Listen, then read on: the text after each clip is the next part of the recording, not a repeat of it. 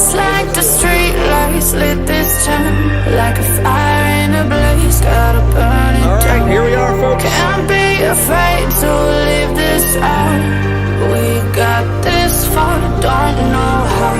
I see danger in your eyes. They know we'll burn down the night.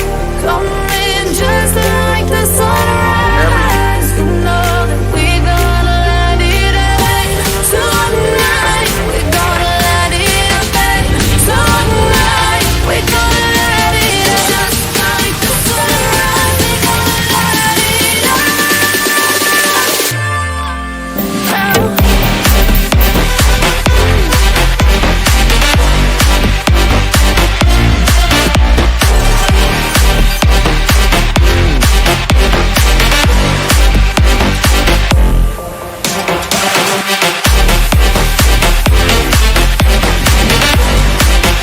Welcome back once again. This is Chris Report, and he assured me that since Simon's down in Boulders, folks, this is Chris Wyatt reporting from South Africa.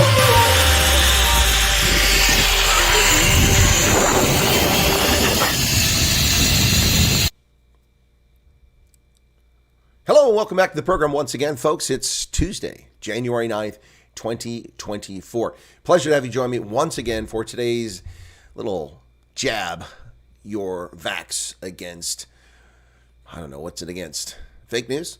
Maybe that's what it's against. Well, welcome back to the program. It's good to see you all once again. Let me say hello to everybody in chat, and then we'll talk a little bit about last night's trip down memory lane. That was kind of interesting. Was not the intent, but that's what happened last night. Opening the program once again, of course, is Giselle with Leg Your Foot Up. Just take a step. Take a chance, folks. Step right on out there.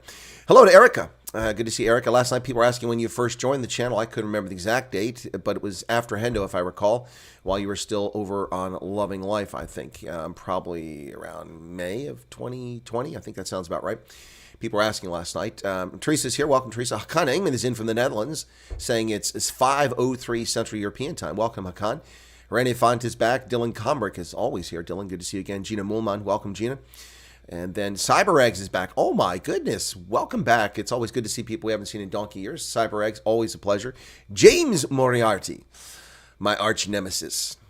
No, I'm not Sherlock Holmes. Welcome, James. Good to see you again. Brian Lawrence, and hello. David Suber here in the U.S. And then who else we got there? Brian Lawrenson. Ants is back. Ants, how you doing, man? How you doing? Thanks for spending Christmas with us there. Gabriel says, it's been a while. Happy belated New Year from St. Gallen. Yeah, Gabriel, I gave up on you, man. I started doing news on Switzerland and nobody was listening. St. Gallen. Ja, servus. Na, wie geht's, alte Knabe? Ich hoffe, alles es geht jetzt gut und ich habe leider keine Gelegenheit zu sagen, guten Rutsch. Yeah, for folks, I'm just saying hello to Gabriel in German and saying slide into the new year well. We're past that. So he wasn't here during the Christmas break, so I didn't get a chance to say that. But welcome back, Gabriel. Val Cooper's here. Hey, Val. Val was in yesterday or last night. She had to pop out. Paulie's here. Paulie, dude, we have reconfirmed that Paulie has been an OG. We actually did. Last night, we watched one of my first live streams, a couple minutes of it, when I talked to Jeff Rodriguez, the program director for DynCorp, who worked for me in Liberia during the security sector reform program in rebuilding the armed forces of Liberia. And who do we have but right there in the first 3 minutes? Questions and comments, very insightful questions, from none other than Paulie, the brains behind the operation. Paulie has been the silent wheel, the rudder, guiding the ship all this time. We just didn't even know it. We didn't even know it. Welcome back, Paulie. Who else we got here? We got Carlos Mango's back. Welcome, Carlos. Hester's back. Hester, how's your son doing? Laudine Monday, welcome. I hope you're feeling better today. Nick Muller. Johan Nell says good evening to all morning to those not so privy to be in Africa. Yep, it's still morning this side. Gabriel gave us a big smiling grin thumbs up on that. George 46 says, what's up? Hope you're doing well. George 46 normally is Heavy G. Oh, okay. All right, George, thanks for sharing that. Appreciate that. Hopefully I'll remember that. Yeah, see, Paulie says I was there. He was there. Now, most of the other people weren't that we saw in the chat. We don't see anymore. But yeah, Paulie was there, man. Wow. Paulie and Hendo have been here since the very beginning, man. I remember when I started my original channel, which is where we pulled that video from last night. When I started that original channel back in 2006, I was an early adopter of everything technology, as I still am, like Inspector Gadget, always adopting things early on. But I couldn't do much on the channel. What was a serving active duty military officer and somebody deployed to embassies abroad. Social media, you got to be really careful what you're putting on there. So I didn't use it very much. I posted a couple videos from Iceland. I forget when I did that, but a long time ago. Anyway, when I retired and started using the channel, really was a rookie and naive. Excuse me. At the broadcasting live streaming gig. Now, not broadcasting. I've been a radio broadcaster in the past, and I've appeared on television many times in English, French, and German, been interviewed in all those. But it was very different to do it on YouTube, trying to get the software, everything sorted out. And you can see the just really rudimentary basis I had back then. Wow, it's amazing. And also we looked at, going through the end of 2020 and just how many people were watching my channel. My goodness. My Night Owls were getting 1,200 plus views. Remember, we used to get 250 people show up for Night Owls. Now, if we do them, we get 30 to 70 if we're very fortunate. Rarely that. For these programs, we're getting between 40 and 100 people for the broadcast, trending mostly around the 50, 60 mark for most of the period. And that's in part because other people that people view have encroached on the time that I picked here, which was nobody else was using. So when I'm saying South Africa. So anyway, but it was pretty interesting to go back and see those videos with all those views. Interview with Dr. Victor Davis Hanson. Even my interview with Brett Sessoms had hundreds of people that watched that. That was interesting. Brett's an American, and people want to hear what I'd say. I still remember my first super chat question. I'm sure it was on leadership and your approach to leadership in a paramilitary fashion. Yep. Oh, cool. That's great that it's helping your new position, Paulie. Trans-conservative waifu has a new avatar and is back. Good to see you. Good to see you, trans-conservative waifu. Man, you are missed. Really missed. Don't see you that much anymore. When is the release objective views with Canthan Pillay? There's a joke there, James. I'm not sure what it is. As far as Canthan Pillay, I don't have any dog in the fight with Canthan. We disagree on some fundamental points. Very articulate gentleman, and I've appeared on a panel on Big Daddy Liberty with him, but I'm not sure what the joke is. It's been so long, I don't recall what the joke is. So you'll forgive me for not cluing in on that straight away. So who else we got in the chat? Nick Muller, Shireen's here. Hey, Doc, how's it going? And Daniel Prinsloo. Greetings, everyone. Have a blessed 20. Thank you for that, Daniel. Same to you and your loved ones. It's every time I see your name, I always think of the lady that was in The Gods Must Be Crazy. Wasn't her name Prinsloo? Can't think of her first name right now. Eric says, I'm still here. Been through a lot personally since joining. Yep, Eric is still here. That's the name of the show you said you would do with Canthan. Oh, okay. Well, did I even pursue that? Thank you. Objective views. Oh, thank you, James. Okay. Well, thank you guys for let me do that. Let me do that. I'll reach out to him. Objective.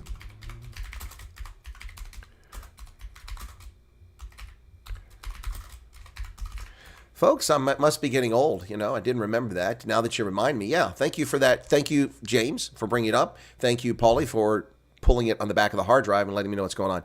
Shannon's 10 minutes late. No, you're not. Sandra Prinsloo. Is she your... Are you serious, Daniel? Are you serious?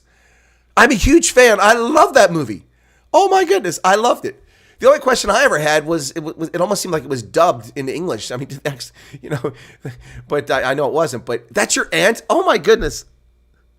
And, of course, Moi did a song in which, or was it Elvis Sablu, did a song in which they mentioned Sandra Prinsloo. Hey, salve, Radine. Wow, that's your aunt. See, South Africa is a small town country. That's the thing, like South Africa and Botswana and Namibia. There's so few people living in those places, or so few people affiliated with certain groups, that if you know one person, it's like, that Kevin Bacon 6 degrees of separation very quickly comes around. Wow, that's your aunt. That is so cool, Daniel. I had no idea. Wow. Yeah, she was awesome, man. The Gods Must Be Crazy. I absolutely loved that movie back in the day. But you can never make a movie like that today. They would just call it racist. Oh my gosh. The Gods Must Be Crazy. But the thing about it is it pokes fun at the black and white folks, and it makes the San look very intelligent. Yeah, very intelligent. The gentleman that was in that film was actually from Namibia, if I'm not mistaken. The Gods Must Be Crazy, 1980 comedy film, written, produced, and edited and directed by James Ice. It was international co-production in South Africa and Botswana. Yep, set in South African film stars the Namibian sun farmer Al Toma as Key, a hunter-gatherer of the Kalahari whose tribe discovers a glass Coca-Cola bottle. I'll never forget that. It just brought discord as they fought over it and beat each other in the head. So they tried. Okay, yeah, it was dubbed in English. Okay, that's what I thought. Okay, so I've never heard Sandra Prinsloo's voice in there. Okay, so it was released in South Africa in 1980 by Ster Kinekor and broke several box office records, becoming the most financially successful South African film ever produced at that time. The film was a commercial and critical success in most other countries, but took longer to find success in the U.S., where it was eventually re-released in '84 by 20th Century Fox. In its original Afrikaans dialogue being dubbed into English, despite its success, the film attracted criticism for its depiction of race and perceived ignorance and discrimination of apartheid in South Africa. In 1989, it was followed by the sequel, Gods Must Be Crazy Too. Look, much like Leon Schuster's films, this is people who don't get comedy. I didn't look at the San and think badly of them. I thought these are pretty smart people, pretty impressive. They live in harmony in groups. They don't bother anybody, and they're ill-treated by everybody, black and white. That's what I got from that film. That's what I got from that. And it's just crazy. Sandra Prinsloo, here she is. Let me look her up on Wikipedia.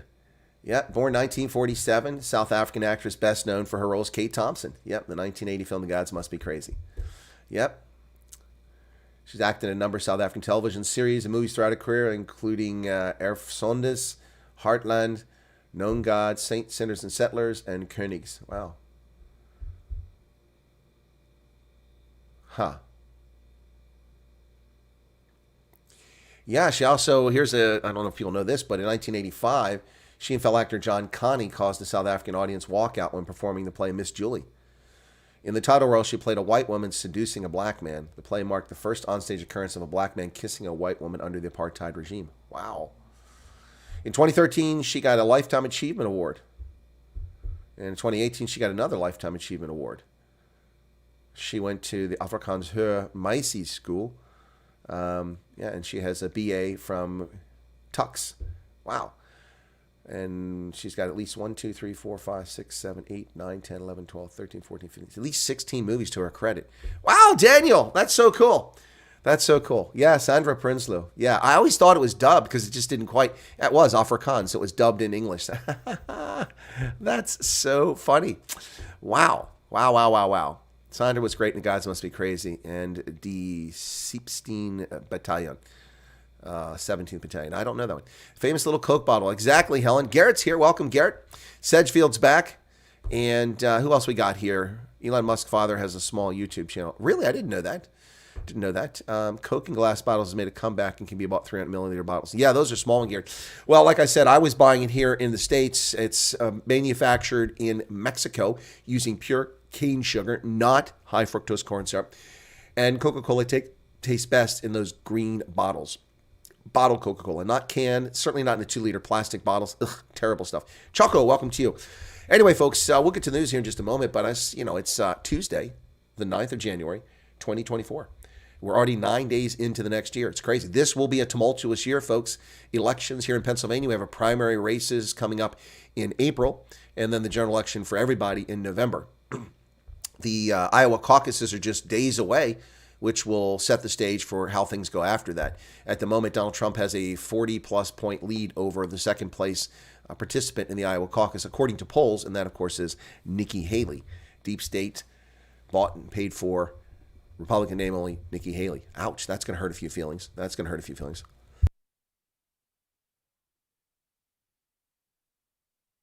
Radine says he only has 2,000 subs.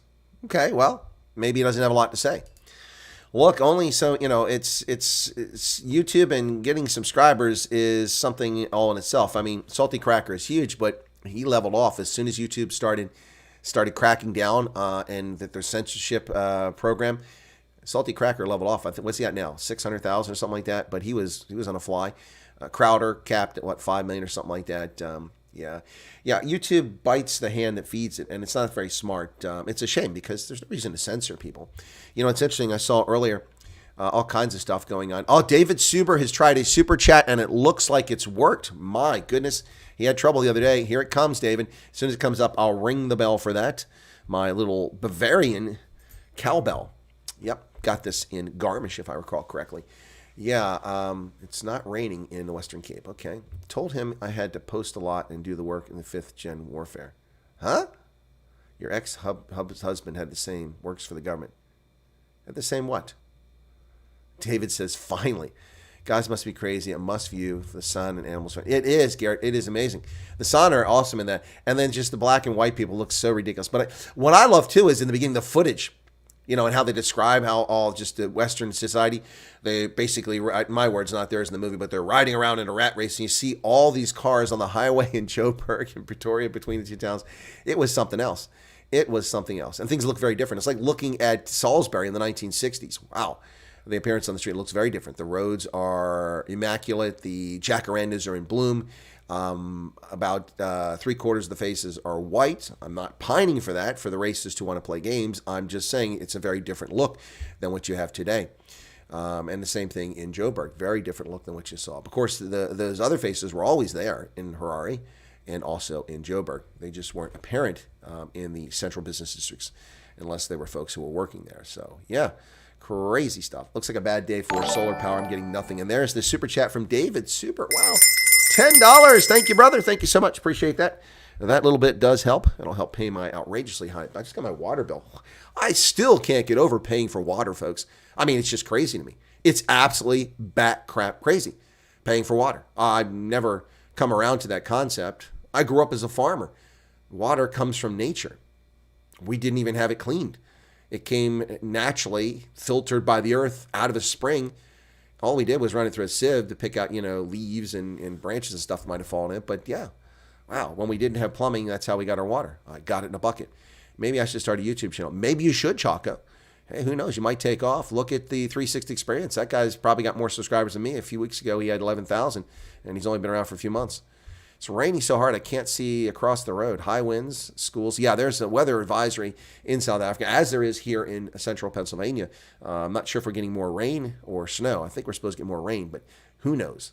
Who knows? David Super, finally successful getting that $10 super chat. Thank you for that. Very much appreciate that. Folks, we're going to drop below 13,700 very soon with subscribers, with YouTube stealing my subscribers every day, down to 13,715. They just keep going away.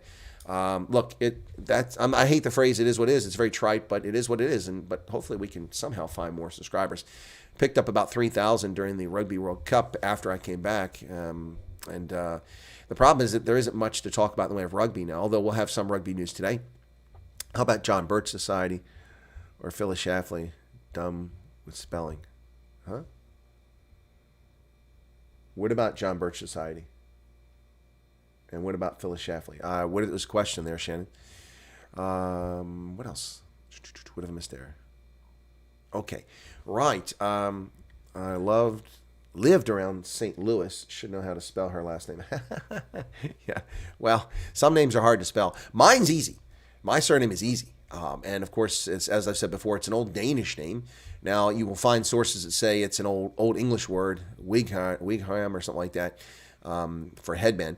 But Wyatt was originally an old Danish word, Vido, and it was for someone that worked in the forest. There were forests on the Danish peninsula at one point, not so many these days.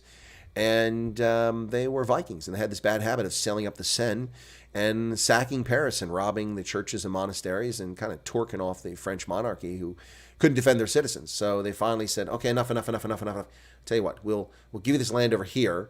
Just stop burning our capital. So they gave them the land to the west, Bretagne, which became known Brittany in English, of course, and that became, not Bretagne, so the land to the west, not Bretagne, but Normandy became known as the land of the Northmen, Normandy, the land of the Northmen, because that's what they were. And for a century, they sent for their wives back to Frisia and back to Denmark and northern Germany. And their wives came, and most of the wives were from that area. So DNA-wise, they were still North German, Scandinavian. But they quickly adopted French as their first language because they had multiple languages. So French worked better. They adopted French very quickly. And they also became Roman Catholics very quickly instead of pagans. And in 1066, they invaded. But what happened is that Vido is a Germanic name, like Volkswagen, where the V and W are pronounced differently than we pronounce them in English today because our language has been corrupted by Norman French. So it isn't always phonetic, but it was phonetic, and German remains phonetic, as does Danish, and, well, Dutch not so much. So what happened is veto was difficult for the French speakers who, the irony is French is a Germanic language originally. The Franks came from Central Europe. There's a reason why there's two Frankfurts. There's a Frankfurt an der Oder and Frankfurt am Main. That's the Frankfurt on the Oder River in the east and Frankfurt am Main in the west. These are the major crossing points of the tens of thousands of Franks who migrated from Central Europe to what became France. But when the Romans invaded, they were subjected to Roman rule for a long period of time, and the French language modified and adopted to where the point it eventually became a Romance language. And as a Romance language, people who speak Romance languages can't pronounce things in the same fashion quite as easily as Germanic people do. So veto, over the course of at least a century, maybe longer, became Guillot. Now, there was already existing name Guillot in French. I mean, it's a given name, it's like Guy, Guillot. That already existed, but the surname veto became Guillot. Now, once the Normans invaded England in 1066 with William the Conqueror, or then known as William the Bastard, my 34th great-grandfather, he engaged in a battle at the Battle of Hastings with an exhausted English army that rushed back from Stirling Bridge, where they defeated the Vikings, the Norwegians in the north, rushed down and met them on the battlefield at Hastings. And it was a near thing. They killed Harold of Godwinson, who had become the king recently, also my 34th great-grandfather. They killed him, and then they won the day. The Normans then began the rest of their conquest. They marched on London, took it pretty easily, but the English didn't give up, and they fought a lot over the next years. But once the Normans settled there and ruled, they used French as their language. But the Anglo-Saxons and the Britons in Britain didn't speak French. They knew some Latin, some of them. So the Normans wind up adding a lot of stuff to our language. That's why English is so robust when it comes to describing pigs. Pig, swine, pork. There's whole kinds of words for it. But in other languages, we have just one word for it, for the whole thing. So anyway, there you go. So that's a little history about that. Did I bore people? 72 people currently here and just 51 likes. Ouch. That almost hurts. No, I'm just kidding. Welcome back to the program, folks. So there you go.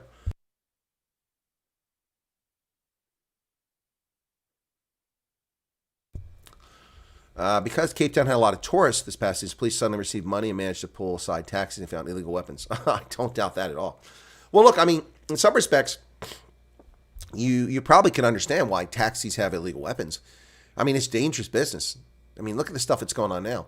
I have an update on that shooting of it turns out, a municipal employee in the Strand. We're going to talk about that. 2 have been arrested in that situation, a 46-year-old, I think, and a 29-year-old. But I'll cover that story here shortly. But I'm going to start the news off with a very shocking story. This is deeply disturbing, ladies and gentlemen, but it's easily believable because it comes from the People's Republic of Canada, the Great White North. Oh, wait, is that racist? The Great White North? Well, snow's still white. It's still white until it turns yellow.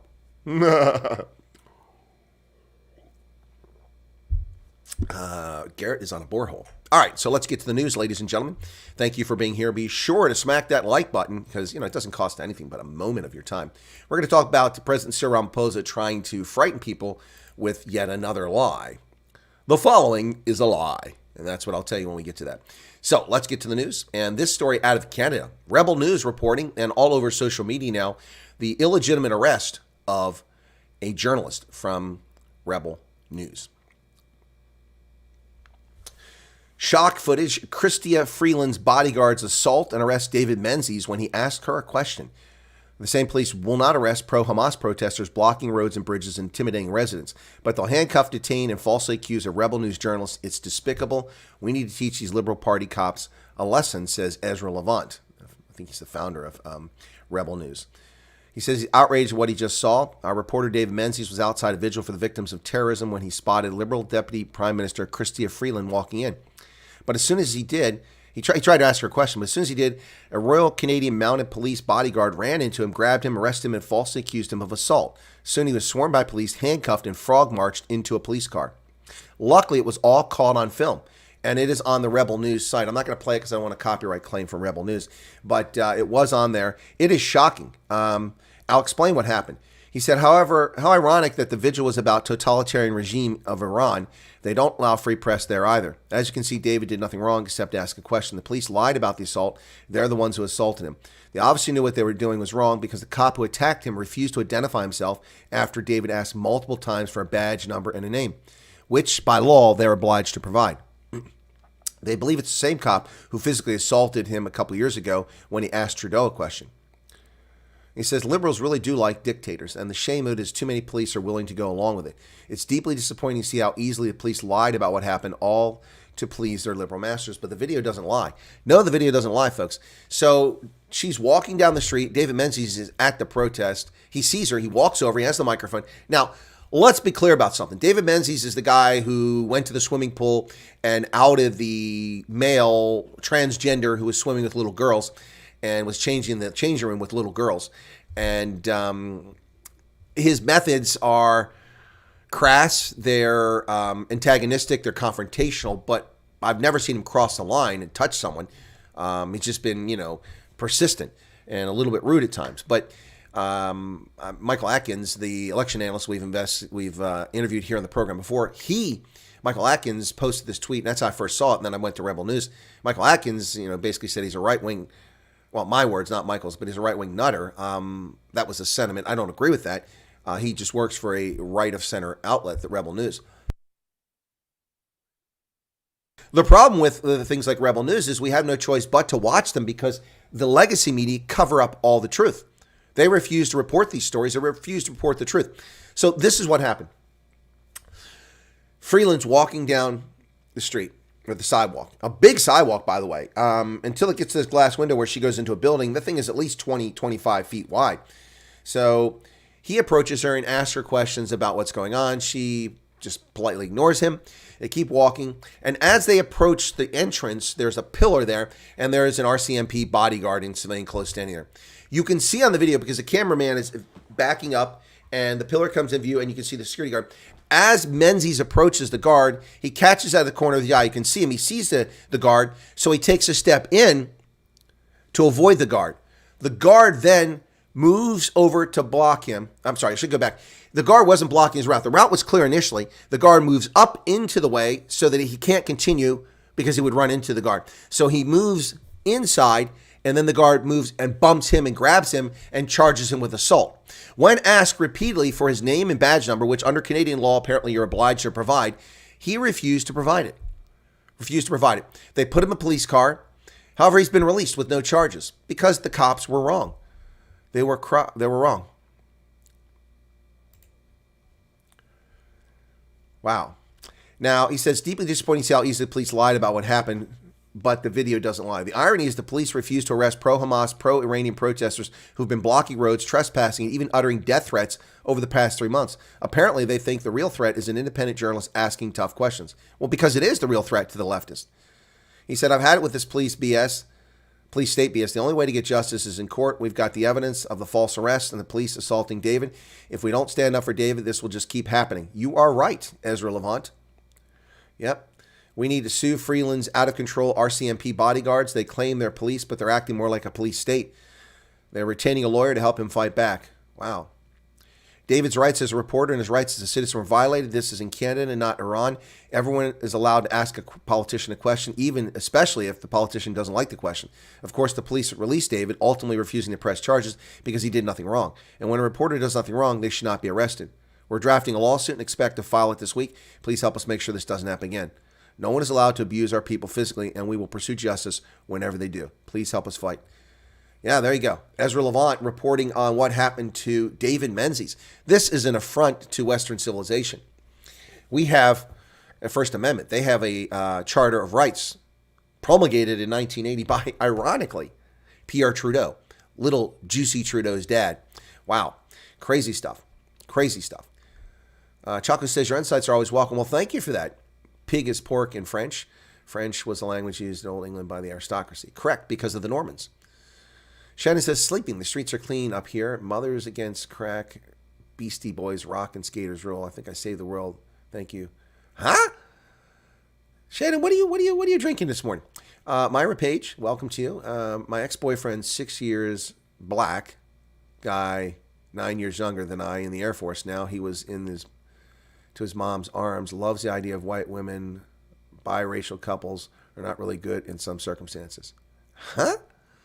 I'm not following, Shannon. So you had a black boyfriend. I don't get it. I'm lost. Dave's birthday. Wouldn't be surprised if Barack's already camped in the house. I was jamming the park a lot. I'm sure everyone wants to listen to Nikki Haley. No. Yeah, no. Okay. All right. Well, there. So let's continue on with the news, folks. So that's shocking news out of Canada, but not surprising. Shocking, but not surprising. I mean, there's very different things to be shocked or be surprised. CyberReg says, I've watched David Menzies. He's persistent, but who else is going to ask the tough questions? A 50-year-old biological male swimming with young girls is so wrong. Correct, CyberRegs. And you'll notice I didn't criticize him. I just stated what he is. He's brash. He's persistent. But I mean, I didn't take exception. I mean, he's not my cup of tea. But you're right. Somebody needs to ask those questions because they're cowards. They're cowards. And they destroy people who are honest. That's what they're trying to do. Well, 2 people have been arrested in the murder of that city council employee.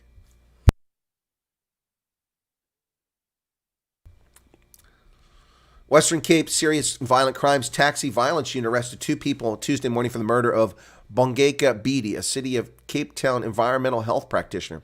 She was 41. She was gunned down in her silver Toyota Fortuner, parked in the lot outside of the Stront Municipal Office just after 8 o'clock yesterday. At the time, News 24 reported that an unknown man approached her on foot, took out 2 firearms, and fired several shots through the driver's window. Then he drove off in an Opel Astra. On Tuesday afternoon, police spokesman Captain F.C. Van Wyk said the 2 people aged 26 and 46 were arrested very early in the morning in Khayelitsha. They were arrested at just after 4 o'clock in the morning. Several witness statements were obtained, and a vehicle used by the suspects was identified. Wow. Police said that at the time of her death, she was working for the City of Cape Town's health department. Her husband was shot and killed in Kumba, Eastern Cape, in October of last year. The 2 are due to appear in the Strand Magistrates Court on Wednesday on a charge of murder. Video footage circulating of the moments after the shooting shows Biddy slumped in the driver's seat with 5 bullet holes in the window. Crowds are seen milling around the vehicle and attempting to piece together what had happened. A close friend and colleague of hers, Zanele Mauniane, said she was a very loving person. She was a fighter. I think that's why they killed her the way they did. If they had faced her directly, she would have fought them. Wow. And there she is. Really nice person, very loving, always offered to help anyone in need, and she really loved her children. What a horrific situation, folks. Bongeka Beatty, shot dead. Wow. We buried her husband just 2 months ago. The family's still attending counseling for their loss. He was a well-known taxi owner, and that's why he was murdered, probably. It's believed her murder was one of a string of attacks alleged by so-called construction mafia. Wow. South Africa is truly out of control, folks. Truly out of control. Hey, Ronell. Good to see you there. Well, folks, 4 p.m., and it is now 5. No, what time is it? No, where's my darn? Why am I not seeing the right screen here? It is now 6:30, so you should be in the cock. Stage 2 load shedding back in South Africa. Yep. 4 p.m. today, due to a setback experienced in returning 2 units to service and the loss of 3 generating units. This is an old story. So 7,638 megawatts of power generation was planned to be out, but they lost more. So the peak outage, never mind, I'm not going to get into it. It's enough load shedding. You know, you're all dealing with it. You got to live with it. Back to the drawing board. Well, Car Power Ship has lost its exclusive use of access to the grid because of environmentalists and the incompetence of the ANC. So we're back to the drawing board. The 2,000 megawatts of emergency power generation promised in March of 2020 is still vaporware. Nothing. Government has to go back to the drawing board now that Car Power Ship and 2 other emergency power projects lost their grid access, says the Electric Slide Minister Ramaphosa. He was speaking at a briefing on the progress of the government's Energy Action Plan. Wow. Well, there it goes. Right back to the drawing board. That's off the table. Well, ladies and gentlemen, Meter Palapala, I'm sure you know who he is, also known as Cyril Ramaphosa, the Mickey D man of South Africa. Mickey D. He's more like the Hamburglar. That's who he reminds me of. Cyril the Hamburglar Ramaphosa. Well, Cyril has tried to frighten South African voters by lying to them. telling them that if the ANC loses their SASA grants, and all of the welfare will disappear. But you see, ladies and gentlemen, the fact of the matter is the ANC doesn't pay SASA grants and welfare to poor black South Africans. Taxpayers pay it through the government. Taxpayers pay it, and everyone in Parliament votes on these issues. So members of virtually every party have approved the SASA grant program for the benefit of poor South Africans. Of course, we know that that program is corrupt and denies those payments to many minority South Africans. But Cyril Ramaphosa trying to frighten people with election lies already. Manir Palapala, Cyril the Hamburglar Ramaphosa.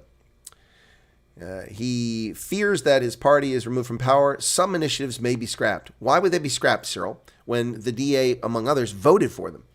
As the country draws closer election day, African National Congress President Cyril Ramaphosa, also known as the Hamburglar, says the electorate should bear in mind that the country might change for the worse should the ANC lose power.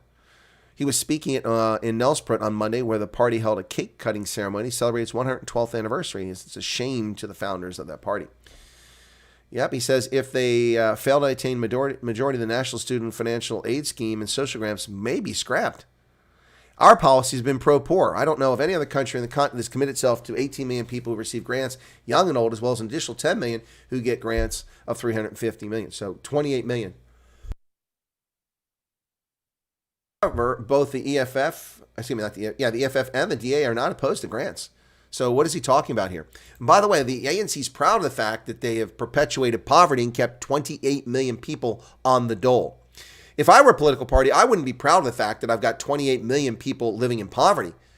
I would be crowing about the conditions that I've created as a politician that allow business to flourish, that created jobs in the private sector, that grew the wealth of my citizens and employed more people and improved the tax base. That's what I'd crow about. But of course, the ANC can't crow about that. The ANC's achievements are making 1 million homes that they own. Crappy little homes that they don't give title deed to the people who occupy them, who they claim to be looking out for. No, Cyril Ramaphosa, Mr. Hamburglar, you are correct. No other country in Africa impoverishes its citizens by giving them below subsistence payouts to bribe them, because your educational standards are so low that many of these people don't realize how they're being exploited. Look, one cannot argue the fact that the system set up by the National Party was exploitive, it was unjust, and it was morally bankrupt. Legal, but morally bankrupt. And it exploited black labor in particular, by and large. What the ANC is doing is exploiting black poverty by impoverishing millions of black South Africans. That's what's going on here.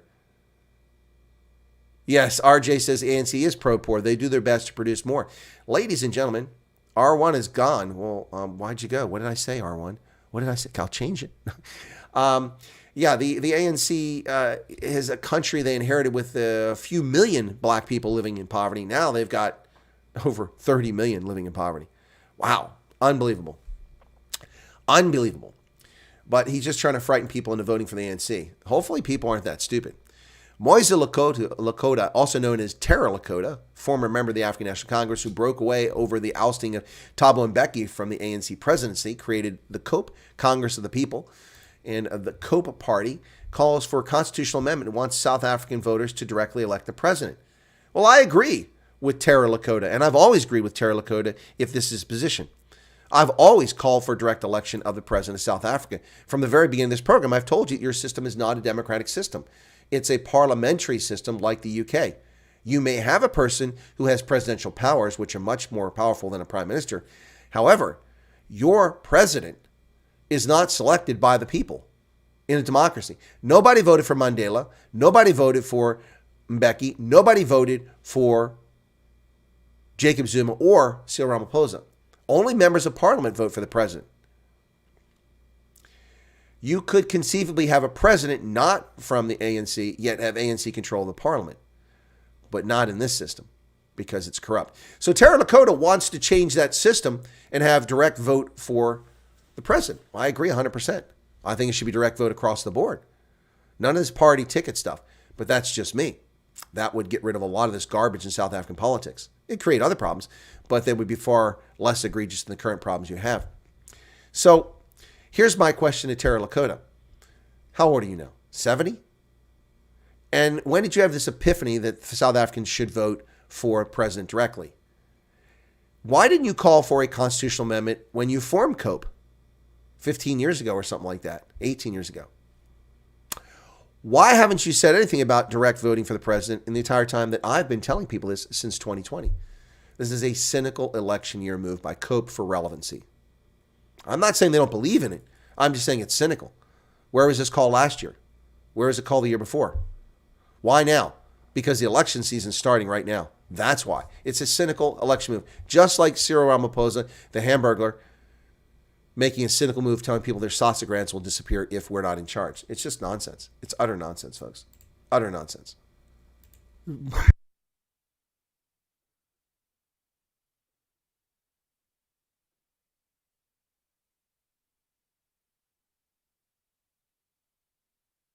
South Africa kissing nearly R1 trillion goodbye. Yeah. Been nearly a decade of waning foreign interest in South African stocks with outflows exceeding $50 billion. Wow.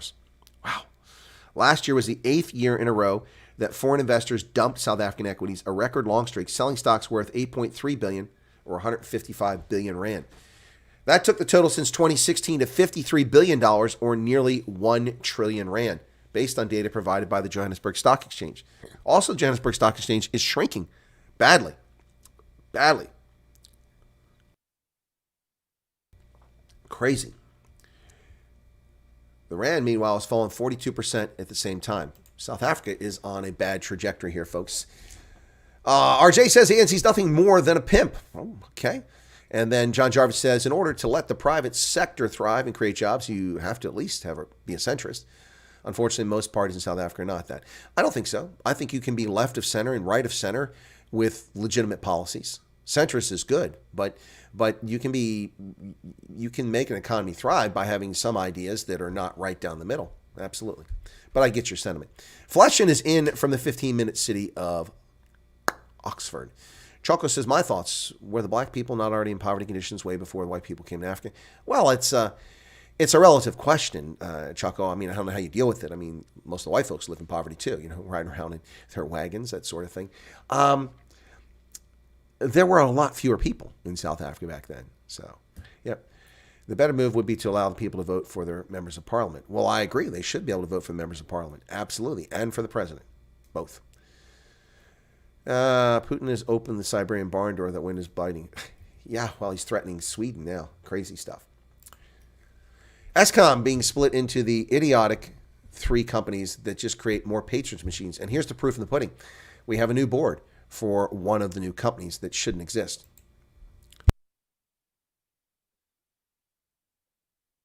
Eskom has announced the appointment of the board of directors for the National Transmission Company of South Africa, NACSA, marking a key milestone in the utility's legal separation into 3 entities wholly dependent on each other, none of which will succeed.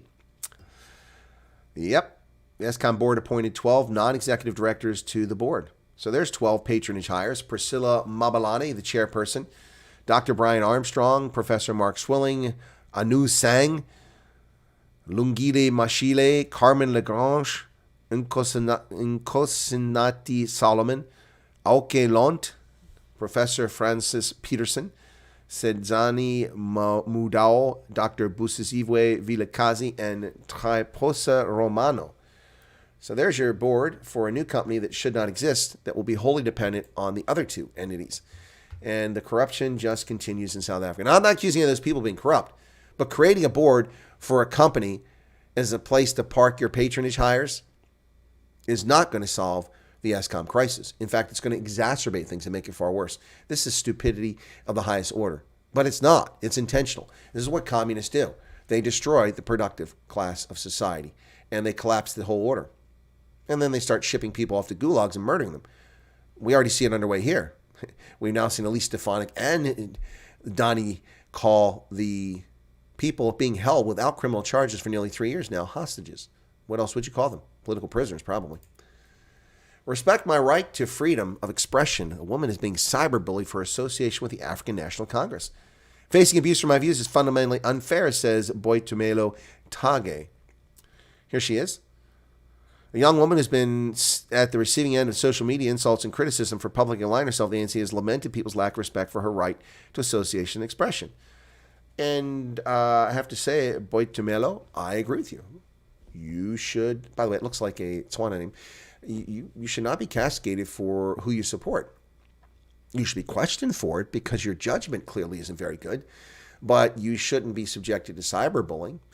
But welcome to the party. Try being a white male and having a view. Wow. Told to sit down and shut up by racists, misandrists, and hateful shrews the world over. It doesn't make it right what's happening to her, and it should stop. But welcome to the real world.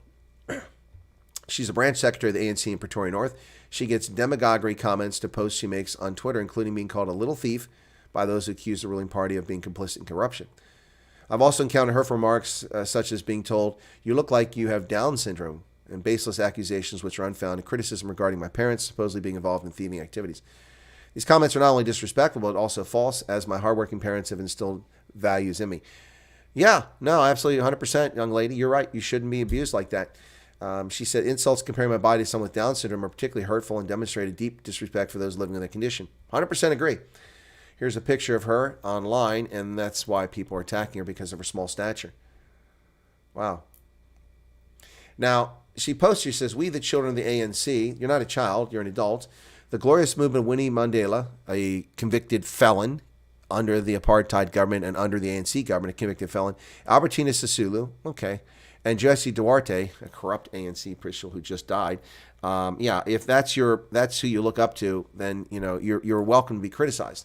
You subject yourself to criticism for those idiotic comments, but not the personal insults. That's unnecessary and uncalled for. But that's the world we live in, folks, and people aren't held to account for their behavior. They can lie and spread slander and they can libel people all the time with no repercussions. This is why it's so important to have a phone on your possession at all times so you can video this stuff when people lie about it later on. Massive shakeup for visas and immigration in South Africa. Department of Home Affairs wants to withdraw from several agreements it's a party to. They've got a white paper seeking to amend the South African Citizenship Act, which they called a relic of the colonial era. The white paper proposes the government review or withdraw from the 1951 United Convention of Refugees, which is not colonial, it's global, the 1967 Protocol, and the 1969 African Union Refugee Convention. There was no African Union 1967-69. That's a lie. It was the Organization of African Unity Convention. And how is that a colonial era thing? The Organization of African Unity was a dictators club run entirely by almost all black Africans. How is that a colonial thing? This is nonsense. They want to mess with things. They want to overhaul the immigration system and change the visas. Speaking of visas, I think a lot of people in Africa are going to say, wait, this is a bait and switch. Kenya claims to have lifted visa restrictions. I think you've got Rwanda as well. Visa restrictions on all Africans. So any African can come to their country. That's what they said. But it turns out it's a farce. It's a farce, folks. News 24 reports this story. A visa by another name. Travelers dismayed over Kenya's stealth visa charge. Kenya scrapped visas for 155 countries as it migrated to an electronic traveler authorization system beginning of this year. That cost 600 Rand, making it cheaper than the visa, which was under about 1,000 Rand. But you have to apply for it before you travel, even if you didn't need a visa to enter Kenya before. So people who didn't need a visa to enter Kenya before, which included South Africans, now essentially have to have a visa. They just don't call it a visa. Travelers to Kenya are complaining about a new system that requires them to apply for electronic traveler authorization 3 days ahead of their trips, which means they effectively still pay for visas in all but name. Travel visas, which cost equivalent to under 1,000 Rand, were dropped, but the new cost is at 600 Rand. Wow. The system isn't a discount for everyone. Before the system came into effect, travelers from 51 countries didn't require any visas, so they pay nothing. That included South Africans, but that's not the case anymore. Now you have to pay. Now you have to pay to enter Kenya, South Africans. You see? Bait and switch. Bait and switch. They told people visa-free, but it's not visa-free. They've, in fact, imposed new visa requirements on countries, 51 countries that didn't require visas before. And the European Union is trying the same crap with Americans, having this electronic travel authorization. Even though our passports are digitally linked, they can get all the data they want. Now they're going to demand that we have a visa to enter Europe, and they can go shove it where the sun doesn't shine. I think a little reciprocity is due. They impose that on us, we impose that on the Europeans, and they can't come here anymore. And people start squealing about it, it'll get rescinded. Sudan's Burhan says no reconciliation. The leader of the corrupt military coup government says no reconciliation with his opponent. Sudan's army chief Abdel Fattah al-Burhan vowed to continue a 9-month war between military and paramilitary rapid support forces, rejecting the latest peace offers. The U.S. has accused both the Army and the RSF of war crimes and says the RSF is also responsible for crimes against humanity and ethnic cleansing. Well, there you go. They don't want peace in Sudan. They just want power. And it's the same here in America and in South Africa. The good news is at least the politicians are just falsely arresting people, not murdering people in the streets, which is what's happening in Sudan. Somaliland's defense minister resigned. Apparently he didn't agree with the deal reached with neighboring Ethiopia. Somaliland's defense minister resigned in protest as government signed an agreement that allowed landlocked Ethiopia access to Somaliland's coastline. He says Ethiopia remains our number one enemy. Wow. Okay, well, bye-bye. Good luck in your next job. Attacks from militants are having a devastating impact on East Africa's economy and the world, as I said, but the initial impacts are being felt in East Africa. Kenyan shipping and logistics firms currently faced with constantly rising cost of operation due to attacks in the Red Sea. Freight charges have escalated 70 to 100%, and transit times have tripled, reaching 48 days as ships go around the Cape of Good Hope. Wow. The Houthi attacks are devastating global shipping, and they will cause a massive increase in inflation sometime in the very near future. Well, the military junta, the illegitimate junta in Niger, has released the son of President Mohamed Bazoum. He'd been in detention at the presidential residence with his parents since a coup in July, and now they've released him. Salim Bazoum, the son of Niger President Mohamed Bazoum, who was toppled in a coup last year, was provisionally released on Monday, according to a statement by the military tribunal. The 22-year-old had been in detention with his parents since July. Did not provide details on the fate of his parents. Yep. A source close to the removed president told the French press news agency that Salim Bazoum had left Niamey for Lomé in Togo, where he arrived on Monday evening. A statement by the Togolese government confirmed a deal for the younger Bazoum's release after mediation from Togo and Sierra Leone, but gave no details of his whereabouts.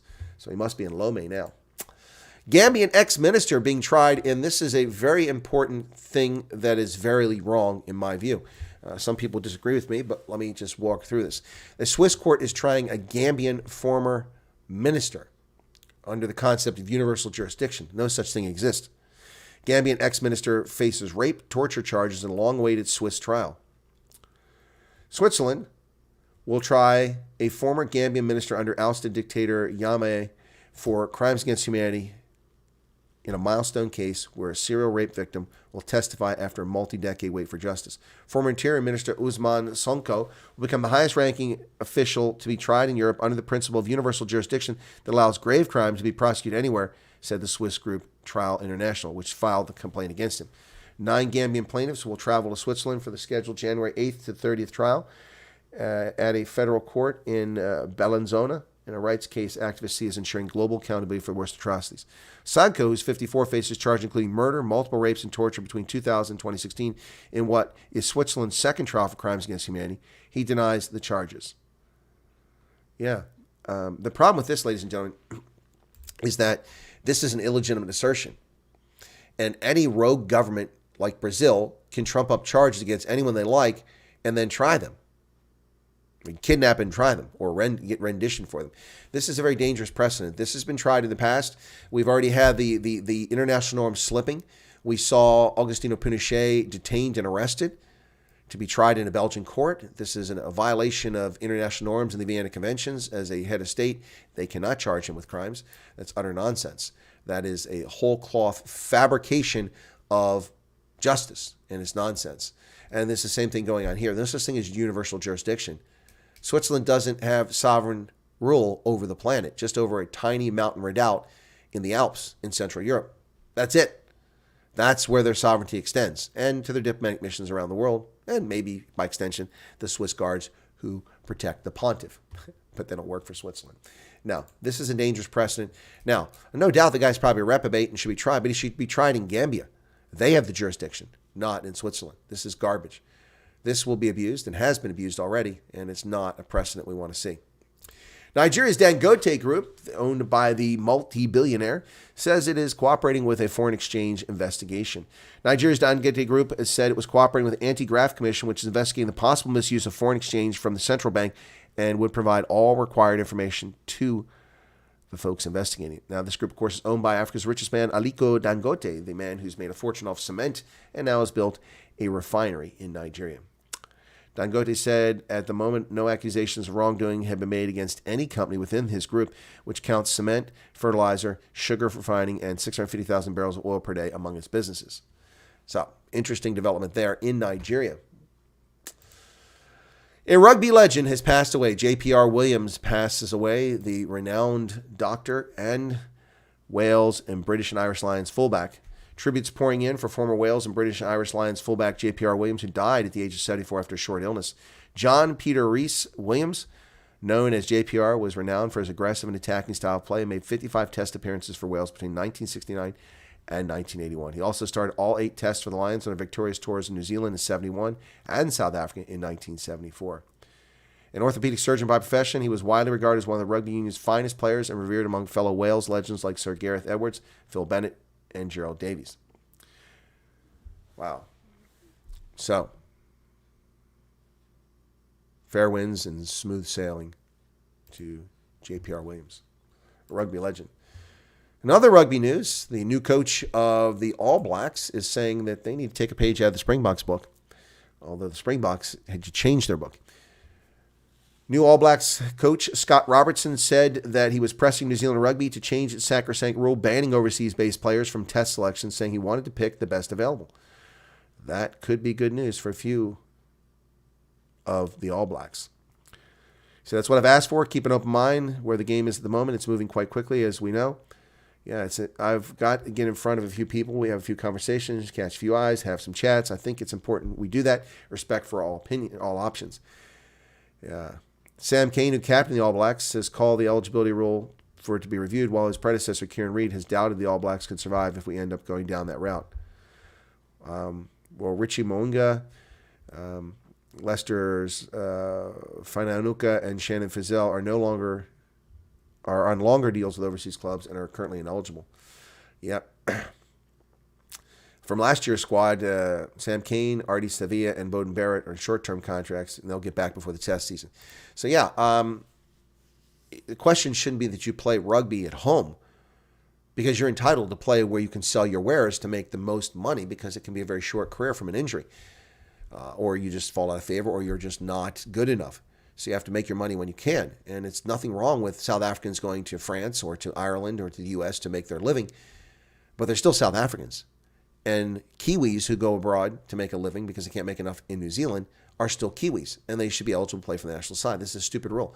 The Springboks had this idiotic rule. You had to have 30 tests as a Springbok, or you could not play if you played for an overseas team, which eliminated lots of young talent as they went abroad to make money instead of starving in South Africa in Curry Cup competition.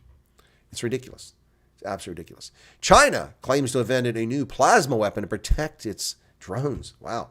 Chinese military scientists bring energy shield from science fiction to life to defend against enemy radiation.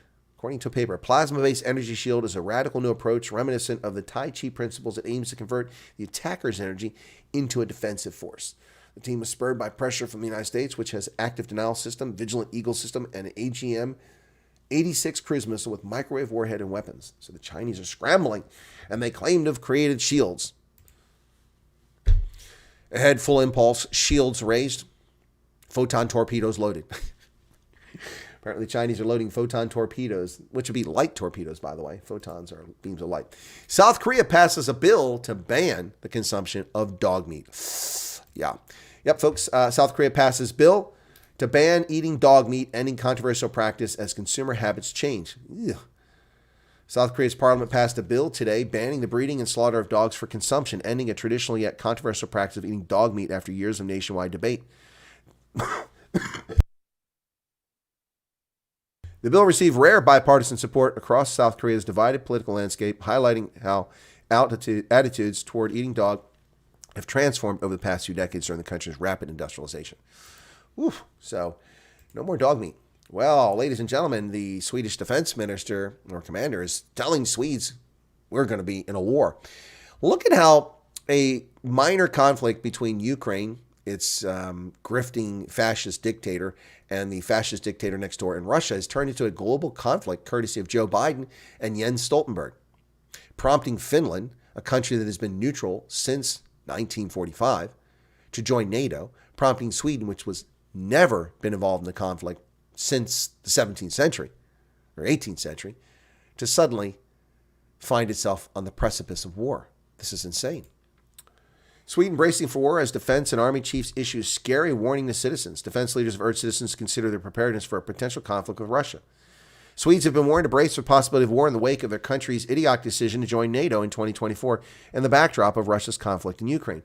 Speaking at the Folk och Försvar conference in Salén, Civil Defense Minister Carl Oskar Bolin stressed the urgency of enhancing Sweden's resilience, citing concerns over the sluggish modernization of the civil defense system.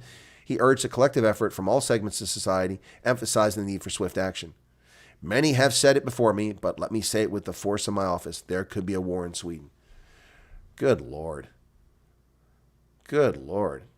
This is unbelievable.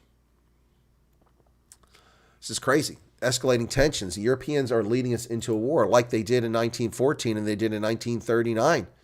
Stop the nonsense. Somebody get an adult in the room. Russia threatens Sweden. Yep.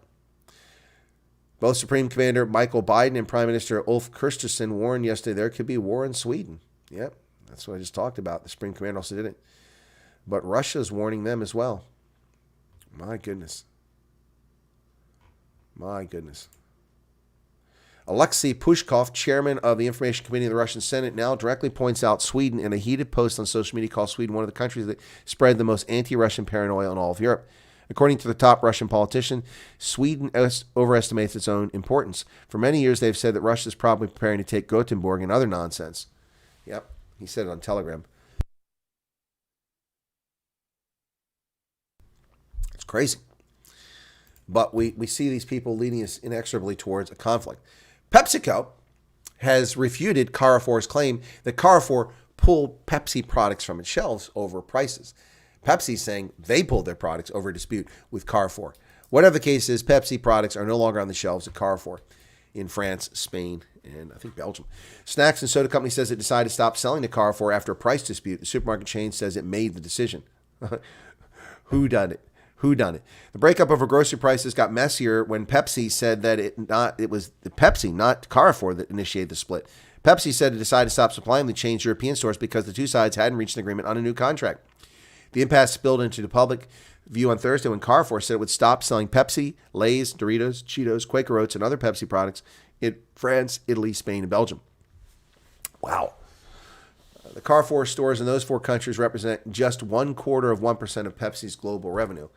Well, I don't think they're going to die as a consequence of that. That's almost no impact on Pepsi. Still, it's unfortunate. France has a new prime minister, and it's the youngest one ever. 34-year-old Prime Minister Gabriel Attal becomes France's youngest minister in yet another non-European direction as we head. Wow. He's also the first openly gay French minister, appointed by Emmanuel Macron as a shake-up of the French government. 34-year-old education minister was named to the post and is one of the country's most popular politicians, according to recent opinion polls. He replaces outgoing Prime Minister Elizabeth Borne, who resigned amid a cabinet reshuffle. Macron hopes to give new momentum to the final 3 years of his presidency. Under the French political system, prime ministers appointed by the president and held accountable to Parliament. Well, good luck with that. See how that goes. Well, Joe Biden says white supremacy. Yep. He describes white supremacy as poison in his pitch to black voters with James Clyburn, a man that stood there and lied in every word he said. Biden made a heartfelt appeal to black voters on Monday, speaking passionately at a storied South Carolina church scarred by racially motivated tragedy and seeking support as members of the state's large black community head to the nation's first Democratic primary next month. Now, why is that? So, Democrats are supposed to have the Iowa caucus, then they're supposed to have the first in the nation New Hampshire primary, but they suspended it. They are just cheating the system like they did previously with Hillary Clinton, with superdelegates to overcome things. It's nonsense. It's utter nonsense, folks. Utter nonsense. The Democrats have taken Joe Biden off the ballot in New Hampshire. They're not going to count the delegates, apparently. They're not even going to have it. So that South Carolina can be first, because South Carolina is a disproportionately large black population. A disproportionately large percentage of South Carolina is black. And they want to get him a big win there over his opponents. This is just vile. It's nonsense. This is all shenanigans to hoodwink people. But what Joe Biden says is that white supremacy is a poison. Well, I won't disagree with that. So is black supremacy. Anybody that thinks they're better than someone else based on their skin pigmentation is an idiot. They are. Simple as that. So Biden says, what is that poison? White supremacy. Throughout our history, it's ripped this nation apart. There's no place in America, not today, tomorrow, ever. Well, there's also no place in America for you, Joe Biden. You are an anachronistic excuse for America's failures. It's time to go. Lloyd Austin leaves intensive care amid growing scrutiny over the Pentagon's secrecy. Now they're blaming the Pentagon, not the White House, for its failure to know where its cabinet members are. Wow, this is from the Washington Post. Lloyd Austin. But Washington Post, he's black. How can you say something bad about him? He's not a conservative. He's not a Republican. He's not Ben Carson. So it's not open season. He's black. He's black. But you're black. He's black. And by the way, if you think I'm making fun of black people with that, that's actually the actor pretending to be Afrikaans who says, but you're black. Remember that? Lethal Weapon 2. Yeah. Apparently, they're saying bad things about Lloyd Austin, despite the fact that he's black. Isn't this racist? Defense Secretary Lloyd Austin, whose failure to disclose his need for emergency hospitalization tonight, a firestorm, was moved out of intensive care yesterday as Democrats and Republicans intensified their calls for accountability, and senior officials of the White House and Pentagon struggled to diffuse the uproar of their lack of transparency. The 70-year-old Austin remains under doctor's supervision at Walter Reed National Medical Center. He's taken there by ambulance on January 1st in severe pain with undisclosed complications. But the halting explanation of the situation and Austin's lack of transparency about what led to his health crisis only amplified the scrutiny following revelations that Austin's senior staff declined to disclose the issue to the White House for days. And of course, the White House didn't bother to inquire. What's going on? Why haven't we heard from Lloyd? What's going on? Well, here's a bombshell, folks, and I didn't believe it at first. I waited to see more reporting on it. Now I've seen lots of reporting on it. But in the Georgia election case against Donald Trump and 20-plus co-defendants, it appears that the prosecutor is sleeping with Fani Willis. Woo! Yeah, they went on vacation too. Listen to this. This is the Atlanta Constitution-Journal broke the story. Filing alleges improper relationship between Fulton District Attorney and the top Trump prosecutor. Fani Willis hired alleged romantic partner as special prosecutor, the court motion says. District Attorney Fani Willis improperly hired an alleged romantic partner to prosecute Donald Trump and financially benefited from the relationship, according to a court motion filed Monday, which argued the criminal charges in the case were unconstitutional. The bombshell public filing alleged that Special Prosecutor Nathan Wade, a private attorney, paid for lavish vacations he took with Willis using the Fulton County funds his law firm received. County records show that Wade, who has played a prominent role in the election interference case, has been paid nearly $654,000 in legal fees since January of 2022. The district attorney, Fani Willis, his purported lover, authorizes that compensation. The motion filed on behalf of defendant Michael Roman, a former Trump campaign official, seeks to have the charge against Roman dismissed and for Willis, Wade, and the entire DA's office to be disqualified from further prosecution of the case. Pavili Bailey, a Willis spokesman, said the DA's office will respond to the allegations through appropriate court filings. Wow. Now, the document offers no concrete proof of the romantic ties between Willis and Wade, but says sources close to both the special prosecutor and the district attorney have confirmed they had an ongoing personal relationship. Oh, man, oh, man, oh, man. An ethics expert said that allegations, if true, raise serious questions. Stephen Gilbert, a professor emeritus at New York University Law School, has written extensively about legal and judicial ethics, said a closer look at Willis's decision-making is needed before it can be determined whether the indictment should be dismissed.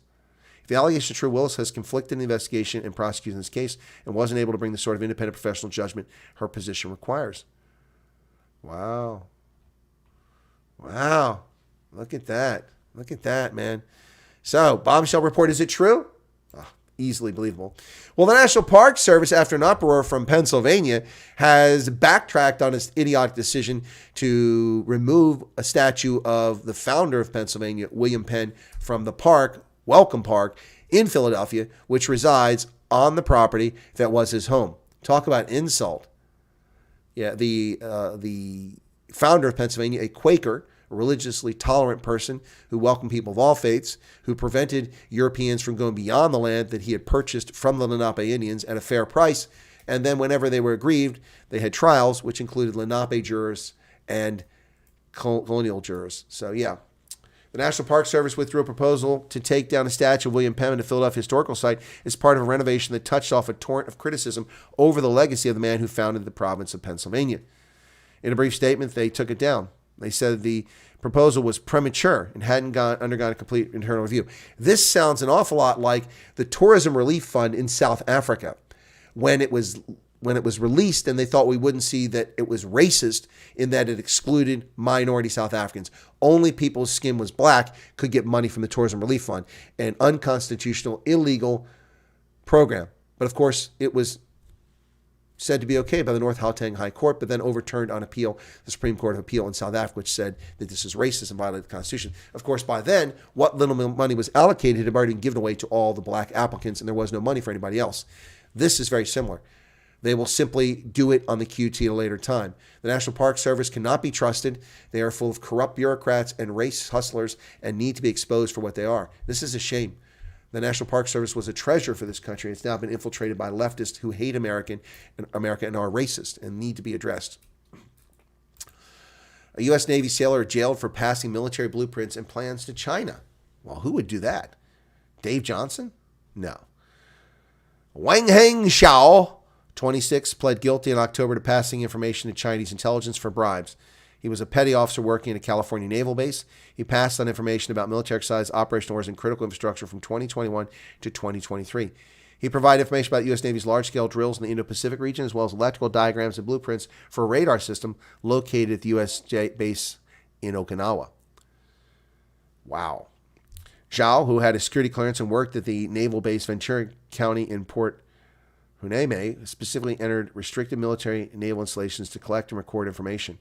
He also used sophisticated encrypted communication methods to pass information, destroyed evidence, and conceal his relationship with a Chinese spy.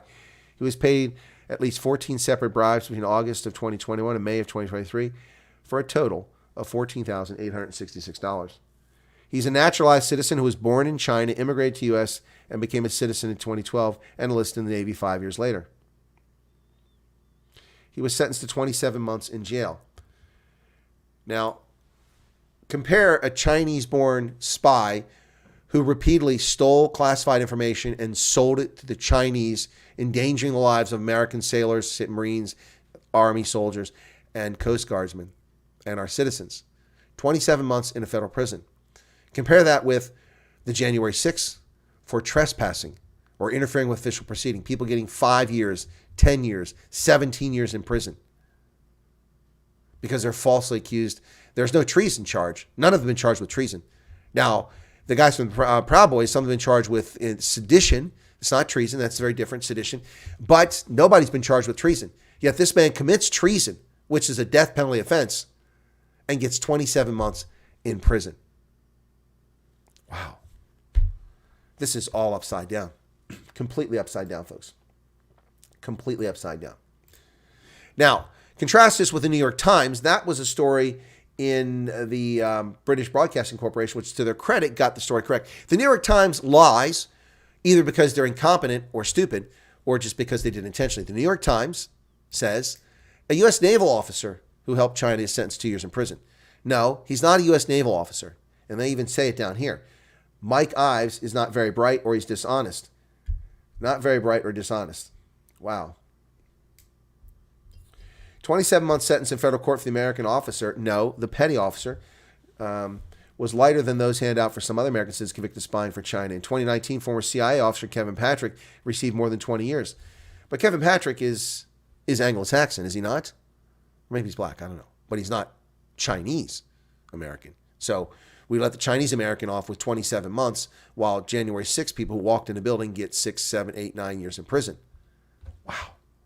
This is completely wrong. This is like the pardon that was given to Bradley Manning. The disgusting, vile abuse of American national security by Barack Hussein Obama. Pardoning Bradley Manning for his crimes against his country, which cost many people their lives. It's unbelievable. United and Alaska find loose parts on some of the Boeing 737 MAX 9 jets. Investigators say the door plug in Alaska Airlines 1282 came loose from fittings meant to hold it to the plane. United Airlines and Alaska Airlines have discovered loose parts on Boeing 737 MAX 9 jets they've inspected after a near catastrophe on a flight Friday, signaling that Boeing's issues go beyond the aircraft that made an emergency landing. The 4 bolts designed to keep the plug from moving off the stops were missing, adding that they would work to determine whether the bolts had ever even been installed. Good God. Whether they ever even been installed. That's insane. They're not just loose. They're gone. They're gone. At least 20 people injured in a massive gas explosion in downtown Texas hotel. A massive explosion in a hotel in Texas left at least 21 people injured, while others were trapped in the basement and needed to be rescued on Monday. The blast took place at the Sandman Signature Hotel, historic 20-story building in downtown Fort Worth, after an apparent gas explosion. Rescue teams desperately searched for the remainder of the building for potential victims Monday evening. My goodness. That sucks. Bad news there. Well, the Peregrine mission is scrubbed, folks. After United Launch Alliance's brilliant launch to get their new Vulcan rocket up into space, carrying a payload with a lander for the moon and human remains, they had a fuel leak. And they were able to eventually turn the rocket so that the batteries could recharge from the sun, but don't have enough propulsion to get to the lunar surface now. So this mission will be scrubbed. So what does that mean? Is this thing just going to float around in space? Will they have enough fuel to get it into orbit around the moon so that eventually someone can come and salvage it? That would, I think, be ideal. Have a rescue mission to the moon. Dangerous, but ideal. But they'd have to get into orbit around the moon. Do they have the fuel? Or can they get the fuel and bring it back into orbit around Earth? I don't know. Crazy stuff here. The Peregrine mission abandons moon landing attempt after suffering a critical fuel loss. Astrobiotic Technology, a Pittsburgh-based company that developed the first lunar lander to launch from the United States in 5 decades, said it's abandoning an attempt to put its spacecraft on the moon less than 24 hours after it took flight. It suffered a critical propellant loss from a fuel leak just hours after the vehicle launched from Florida toward the moon early Monday. Astrobiotic announced the mission was in jeopardy. And now they will not land on the moon. So what's going to happen to all that stuff? Can they make lunar orbit? It's a long way to the moon, so I don't think they can. Can they turn it around and come back to Earth? I don't know. Well, the Harvard board is facing a probe by Congress over the Claudine Gay cover-up and censorship demands. Harvard's powerful governing body is facing calls to be fired and a full-scale congressional investigation into how it covered up allegations that University President Claudine Gay was a plagiarist. Wow. U.S. Representative Elise Stefanik of New York told the Post that the corporation led by billionaire former Obama Commerce Secretary Penny Pritzker had covered up Gay's career of plagiarism and should pay the price for bullying and censorship. And there's Claudine Gay, and there's Elise Stefanik. Wow. Congress looking into what they did. Now, this is the legal letter that was sent, the cease and desist order, essentially telling the New York Post when it was going to publish the story in October that they were threatening them with a libel lawsuit for reporting the truth. Reference Claudine Gay and Harvard University. This is from a law firm in Alexandria, Virginia. Dear Laura and Adam, we are defamation counsel at Harvard University and Claudine Gay, the president of Harvard University. Late Tuesday, Isabel Vincent, an investigative reporter for the New York Post, notified Harvard that she is preparing for publication a proposed article that would include highly inflammatory and damaging allegations derived from complaints purportedly received by the Post from some unidentified source that some of President Gay's scholarly work may have been plagiarized from other academics. Let me be perfectly clear so there's no misunderstanding of my client's positions and any future legal proceedings made necessary by the publication of these defamatory falsehoods. These allegations of plagiarism are demonstrably false. The excerpts that Ms. Vincent provided do not support a finding of plagiarism, but in fact, they do.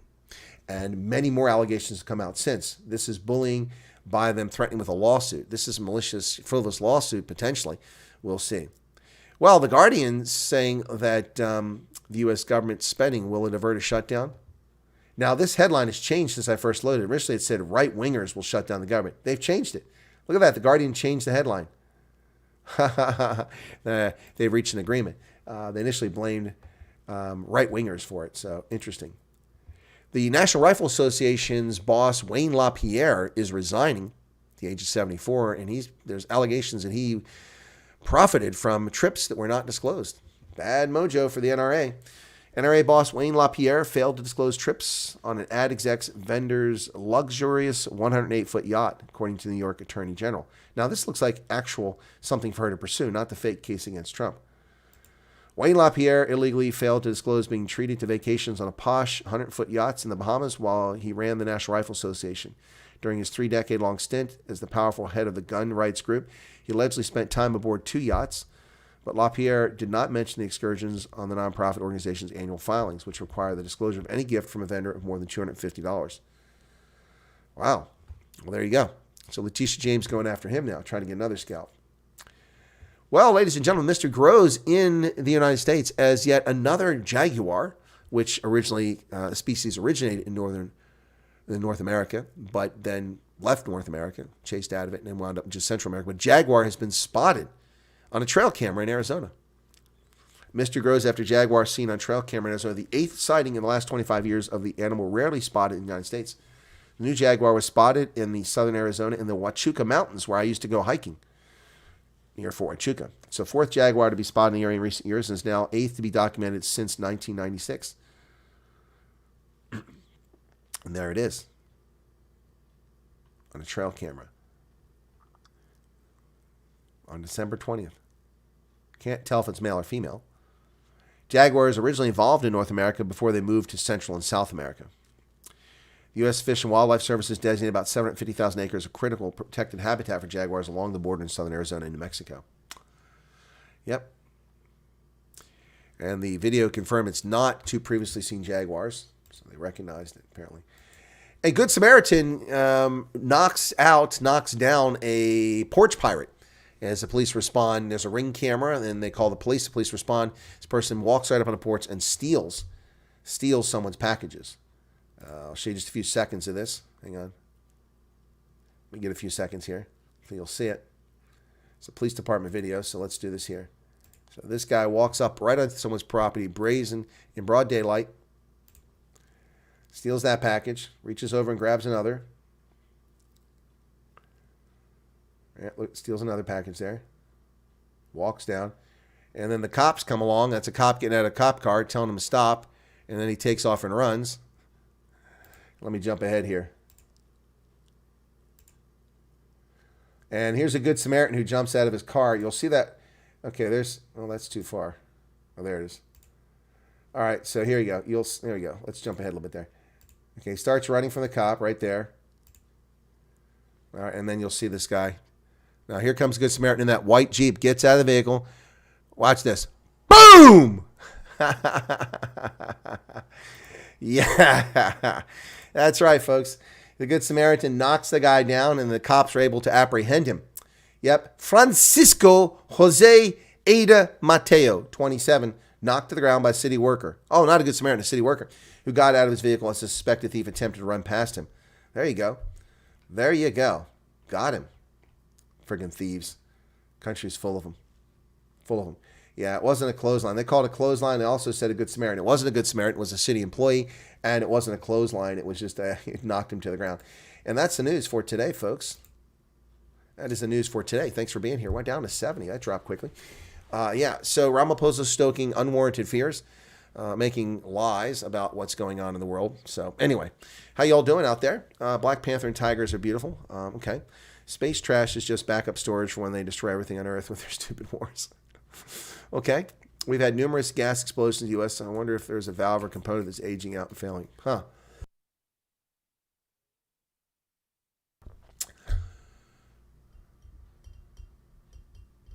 Wine is for men and flowers are for women, says Laudine. Okay.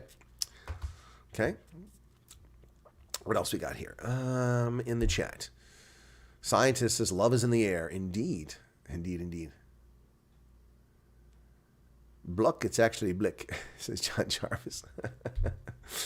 Henda says the Afrikaans pronunciation lethal weapon was terrible. It was, but that was an Afrikaans guy supposedly speaking English. But you're black. You're black. Brandon is an empty shell. Exactly. That's right. He is an empty shell. Sean Mandich here. Hey, Sean, African idiot. Welcome to you. Esther Kotze. Vietnam is still number one of the biggest dog meat consumption. Oh, that's gross. I thought it was always South Korea. I didn't realize it was Vietnam. Lost power for a while. My internet looks like it's back now. Okay. Sorry to hear that. Weather must be really bad there. Yep, the Swiss got the moolah. Yeah, but they have no jurisdiction, but they're trying to claim it. Every investor too afraid as their money is going for private holidays. Nothing is safe in South Africa. That's true, Wolf. That is true. People are afraid. They are afraid. With good reason. With good reason, ladies and gentlemen. With good reason. Anyway, yeah. So, Tuesday, January 9th, 2024. Can you believe it? 9 days in already, folks. We are 9 days into this new year. It is just flying by just like that. I did get a message here a little bit ago. Let me see if it was important. Who knows? It's probably just an advert or something like that.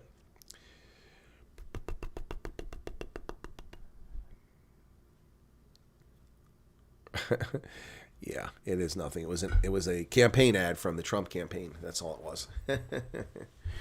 Yep. Huh. Anyway. Yikes.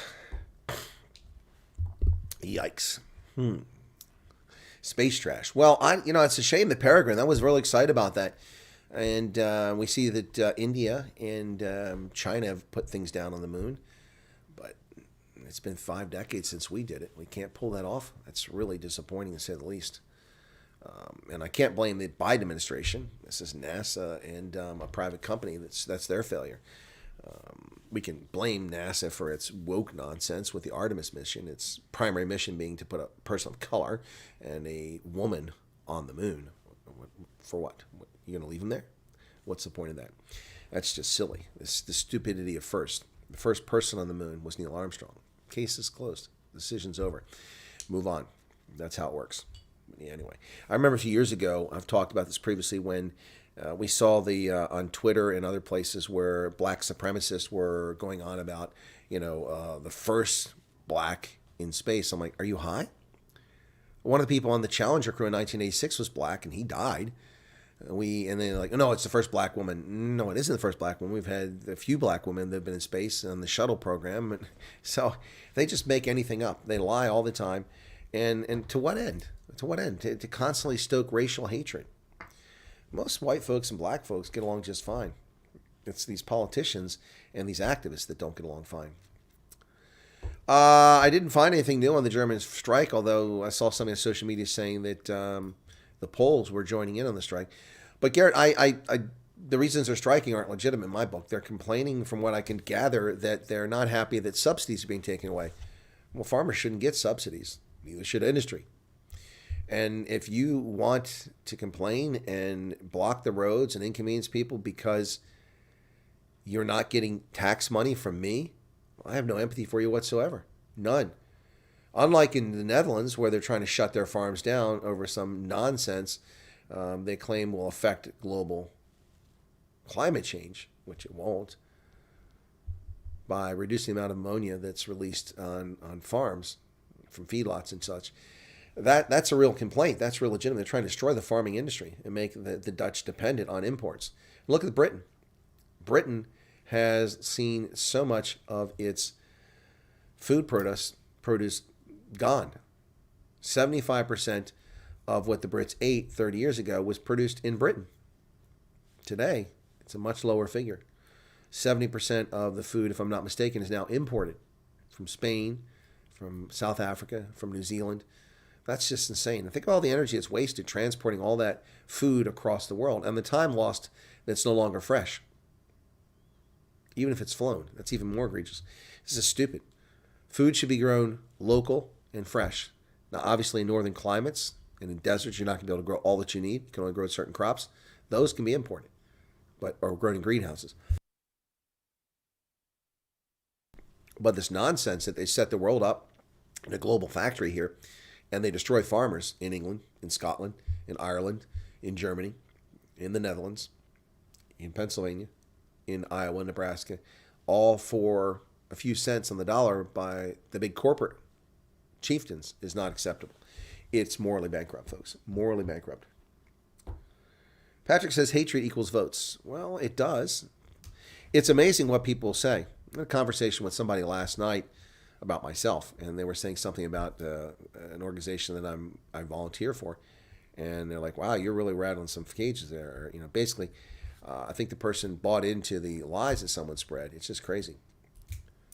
And I'm going to talk to that person later today in person and say, I don't know where you're getting your news from, but here's some documentation to show you what's really going on here. And you really shouldn't believe the nonsense that some people spew because they're just liars. Chaco's given a super chat. Look at that.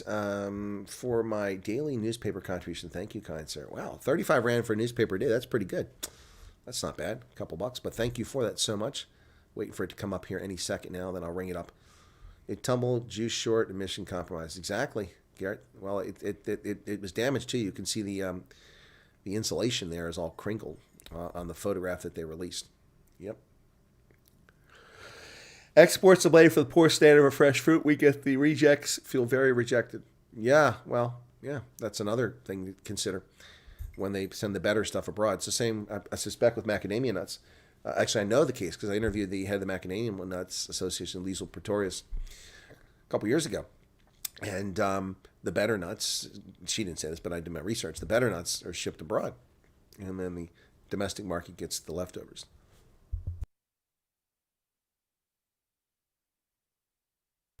To be fair, there's not much of a domestic market for macadamia nuts in South Africa. They're hoping to grow it. It's kind of like Uganda, which grows a lot of coffee, but people don't drink coffee there. And there it is. Chaco's 35 Rand. Thank you for that, Chaco. Appreciate that. Yeah. People planted vegetables instead of flowers during World War II. Now it's becoming illegal. Yeah, all kinds of crazy things happening in the world. All right, folks. 104 likes on this stream. That's pretty cool. Got 373 views. That's nice. A lot of people come in after the fact. Let me take a look at the video I did last night. I was up late and I did Fikele Mabalula. Yep. Is he the Mampara of the year? What do you guys think of that video? Let's see. I got 17 comments. And let me see what the total number is of viewers so far. It's taking a while for YouTube to compile. 1,300. And yeah, so I got 4 new subscribers from it. But my subscriber numbers, unless it's just grown in the last few minutes, 1,253. So 1,253 views on that one. So let's see where I'm at now. 15. Yeah, my subscriber numbers are up by 3, but that says I got 4 from that one video. So you got to love YouTube. Anyway, yeah, so that one is almost 1,300 views now. So it's not great, but yeah, Gate McKenzie one's also got me 1,300 views from the border crossing. So far cry from 100,000, but hey, whatever. What's with Amish farms being shut down over pasteurized milk? All you need is a hat to go interview them. Fit right in. Yeah, I saw that somewhere on the news. They're shutting down. They went after an Amish farm. That was weird. I don't know what it's all about. You know, maybe there's a Pennsylvania law that makes it illegal to sell unpasteurized milk. I don't know. But when I was a dairy farmer, you could do that in Ohio, but it's a different state, so I can't say for sure. Can't say for sure. Yeah, so it's an interesting story. Yep. Interesting story.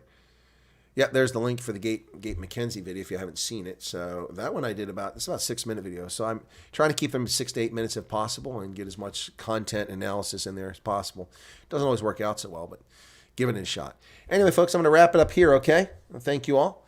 And we'll see you later on. If some news breaks, I'll come back. If not, I'll see you tomorrow. Have a lovely evening. God bless, and thank you. Be sure to hit the like button. Thanks for the super chats. I do appreciate them. David Super finally had success, and Chaco gave another super chat there. Patrick says, thank you. You're very welcome. It's my pleasure. Good night, everybody. Always a pleasure. I hope you enjoyed the program today. Cheers.